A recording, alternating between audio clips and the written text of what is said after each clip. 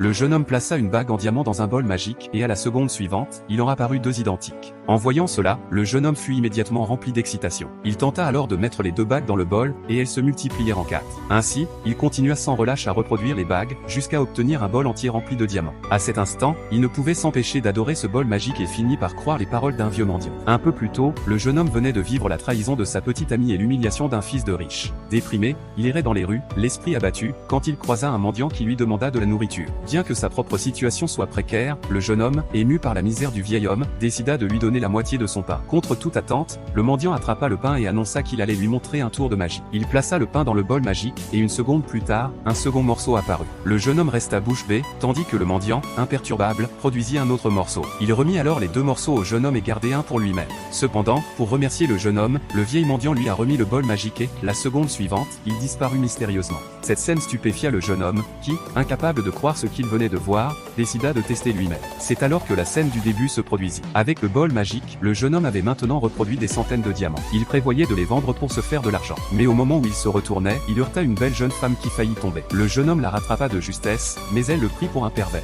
Il n'eut d'autre choix que de s'excuser sans relâche. Alors qu'il pensait que ce n'était qu'un incident sans importance, la femme remarqua que sa chaussure était abîmée. Furieuse, elle accusa le jeune homme d'en être responsable et exigea une compensation de 8000 yuans. Le jeune homme fouilla ses poches, mais il ne trouva qu'une poignée de billets. Soudain, il pensa aux bagues qu'il venait de reproduire. Il en donna une à la femme, espérant régler la situation. Cependant, après un rapide coup d'œil, la femme rejeta la bague, affirmant qu'il s'agissait d'un bijou bon marché vendu 3 pour 10 yuan sur les marchés, et que prétendre qu'elle valait 10 000 yuan était absurde. Malgré ces explications, la femme refusa de le croire. Elle alla jusqu'à promettre que si la bague était véritable, elle lancerait un live devant ses 200 000 abonnés pour laver les pieds du jeune homme. Cependant, elle décida d'appeler en vidéo un de ses cousins, propriétaire de la première bijouterie de la ville, expliquant qu'il pourrait démasquer les faux bijoux du jeune homme en un clin d'œil.